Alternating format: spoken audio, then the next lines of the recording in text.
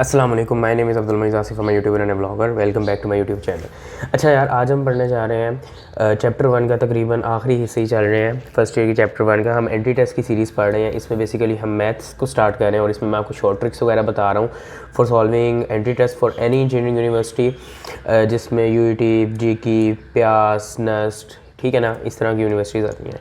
अब हम आपको बताते हैं कि हमने क्या करना है कि कार्टेशियन प्लेन, पहले बेसिक सी डेफिनेशन है आप लोगों को पता होना चाहिए। कार्टेशियन कोऑर्डिनेट प्लेन क्या होता है? कोऑर्डिनेट प्लेन होता है बेसिकली जिसके ऊपर हम नंबर्स रिप्रेजेंट करते हैं, ठीक है ना। ये वाई एक्सिस होता है, ये एक्स एक्सिस होता है, ये नेगेटिव वाई एक्सिस, ये नेगेटिव एक्स एक्सिस होता है। और यहाँ पर पॉजिटिव सारे होते हैं एक्स के, यहाँ पर पॉजिटिव होते हैं वाई के, यहाँ पर नेगेटिव होते हैं वाई के, यहाँ पर नेगेटिव होते हैं एक्स के। ये भी बहुत सिंपल सी डेफिनेशन है। हम इसको कोऑर्डिनेट प्लेन में क्या शो करवाते हैं? कोऑर्डिनेट पॉइंट शो करवाते हैं, ठीक है ना। कोऑर्डिनेट पॉइंट एक ऐसे होता है जैसे 5, 6, ये कोऑर्डिनेट पॉइंट है। पहला हिस्सा जो होता है वो एक्स एक्सिस का होता है कि आपने एक्स एक्सिस में उतने डिजिट्स आगे चले जाना है, और दूसरा हिस्सा मतलब वाई एक्सिस का होता है कि वाई एक्सिस में आपने उतने हिस्से आगे चले जाना है। जैसे 6 है तो वाई एक्सिस में आपने 6 तक चले जाना है, और एक्स एक्सिस में आपने 5 तक चले जाना है। यहाँ पर ये जो पॉइंट आ रहा है ये हमारे पास 5, 6 रिप्रेजेंट करेगा। तो ये कोऑर्डिनेट पॉइंट होता है, और इस कोऑर्डिनेट पॉइंट में एक्स वाई करके हम रिप्रेजेंट करते हैं। मतलब पहला नंबर एक्स होता है, दूसरा नंबर वाई होता है। उसी तरह जो मैंने आपको बताया, एक्स वाले नंबर को हम एब्सिसा कहते हैं और वाई वाले नंबर को ऑर्डिनेट कहते हैं। ये आप लोगों ने बातें सिंपल है, इसमें कोई इतनी बात नहीं है। लेकिन एक बात याद रखना कि every order pair corresponds to single point. हर जो ऑर्डर पेयर होता है वो एक सिंगल पॉइंट को ही रिप्रेजेंट करता है। ये नहीं हो सकता कि एक ये है, ठीक है, ऑर्डर पेयर है, एक हमारे पास कार्टेशियन पॉइंट है, वो हमारे पास मल्टीपल उसे पॉइंट्स को शो कर रहा हो, ऐसा नहीं हो सकता। ये अगर एक है ना ऑर्डर पेयर, इसका एक ही पॉइंट बनेगा, इससे ज़्यादा पॉइंट नहीं बन सकता। और इसका वाइस वर्सा भी ट्रू है कि हर पॉइंट जो है वो डिफरेंट का ऑर्डर पेयर को रिप्रेजेंट करता है। हर पॉइंट जो है वो डिफरेंट ऑर्डर पेयर को रिप्रेजेंट करता है, और हर ऑर्डर पेयर जो है वो एक पॉइंट को रिप्रेजेंट करता है। ये बात आप लोगों ने याद रखनी है। अब कॉम्प्लेक्स प्लेन क्या है? हमने कोऑर्डिनेट प्लेन तो पढ़ लिया, कॉम्प्लेक्स प्लेन क्या है? कॉम्प्लेक्स प्लेन नाम से पता चल रहा है जिसमें हम कॉम्प्लेक्स नंबर रिप्रेजेंट करवाते हैं, ठीक है ना। कॉम्प्लेक्स नंबर कैसे रिप्रेजेंट करवाते हैं? लेट्स सपोज हमारे पास एक नंबर है 5 + 1 आयोटा, ठीक है।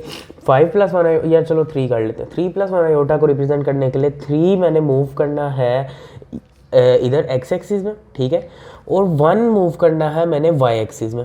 तो ये हमारे पास कॉम्प्लेक्स प्लेन हो गया, क्योंकि ये 3 + 1 आयोटा शो कर रहा है। अब डिफरेंस क्या है उसमें और इसमें?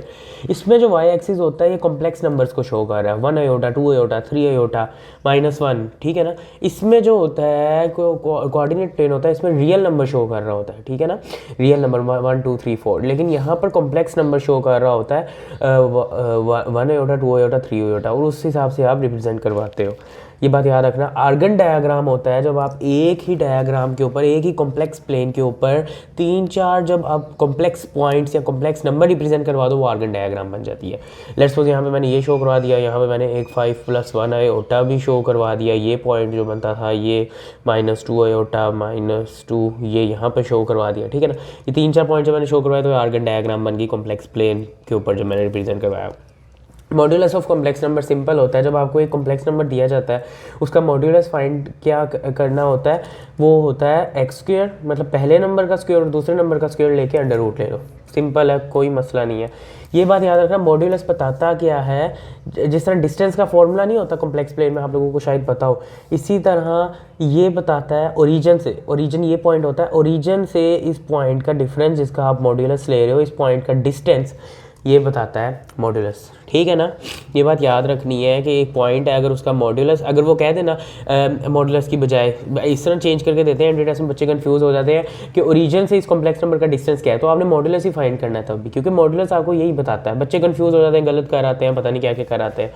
Distance of point from the origin. कुछ शॉर्ट ट्रिक्स हैं, कुछ रिजल्ट्स हैं, ये याद करने हैं। ये बहुत इंपॉर्टेंट है आप लोगों के लिए, बहुत इंपॉर्टेंट है। क्यों?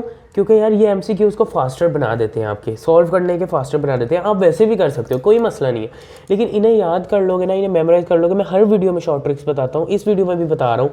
तो यार अगर इन्हें आप लोग देख लोगे और इन्हें प्रैक्टिस करोगे, ये वो शीट होती है जो मैं अपनी मेन चैनल अब्दुल मोइज़ आसिफ में कहता होता हूँ ये बना लो यार और ये अपने सामने दीवारों पे लगा लो, ठीक है ना यार। अब मैं आप लोगों को बना के दे रहा हूँ, तब भी आप लोगों को ना लगाओ और एंट्री टेस्ट की तैयारी ना करो, तो इसमें फिर अब मैं क्या कर सकता हूँ आप लोगों के लिए, ठीक है ना। अच्छा देखो शॉर्ट ट्रिक्स क्या है, देखो आपको मैं एक बात बताऊं, मोड को हम रिप्रेजेंट ऐसे 2 लाइन से कर सकते हैं, ठीक है ना।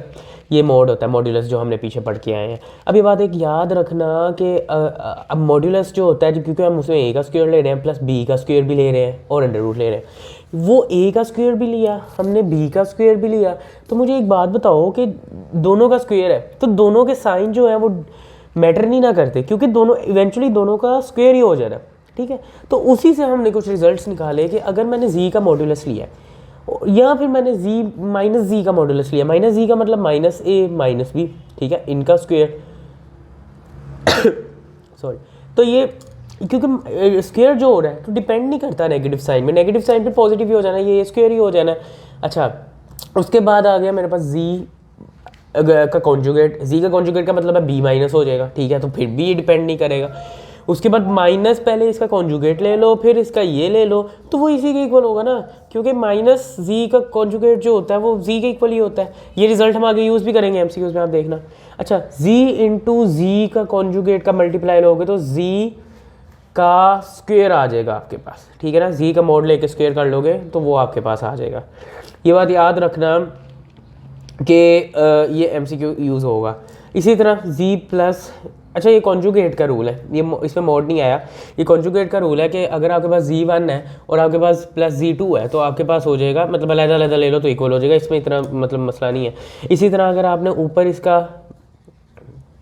ये देखो ऊपर आपने इसका जी1 का कॉन्जुगेट लिया हुआ है, नीचे आपने जी2 का कॉन्जुगेट लिया हुआ है, तो आपने अलग-अलग करके ले लो वो भी चल जाएगा। ये मोड का साइन नहीं है, ये ब्रैकेट्स हैं बेसिकली, ठीक है ना। अच्छा ये मतलब इसमें कॉन्जुगेट के रूल्स हैं कि ऊपर नीचे अलग-अलग ले लो, या प्लस हो रहे हैं तो अलग-अलग ले लो, मल्टीप्लाई हो रहे हैं। अच्छा ये आ गया मोड, अगर आपका 2 नंबर का मोड है, ठीक है, 2 नंबर प्रोडक्ट हो रहे हैं, उनका मॉड्यूलस है, तो आप उनका अलग-अलग मॉड्यूलस लेके उन्हें प्रोडक्ट कर सकते हो, ठीक है। ये आसान इसलिए होता है कि पहले आप 2 कॉम्प्लेक्स नंबर को मल्टीप्लाई करवा के उसका मोड लेने की बजाय ना पहले उनका मोड ले लो, तो वो रियल नंबर बन जाते हैं, और रियल नंबर बनते हैं तो उन्हें मल्टीप्लाई कराना आसान हो जाता है। अच्छा पहले इनका जी का पावर लेके उसका मॉड्यूलस लो, बेहतर ये है कि जी का मॉड्यूलस लेके, क्योंकि ये रियल नंबर बन जाता है उसका, इसके एमसीक्यू हम करेंगे। सेम इसी तरह कि अगर जी का मेरे पास एक कॉन्जुगेट है, उसकी मैं पावर एन ले रहा हूँ, तो वो इक्वल होगा कि मैं जी का पहले कॉन्जुगेट ले लूँ फिर पावर एन ले लूँ, इसमें इतना मसला नहीं है या वैसे।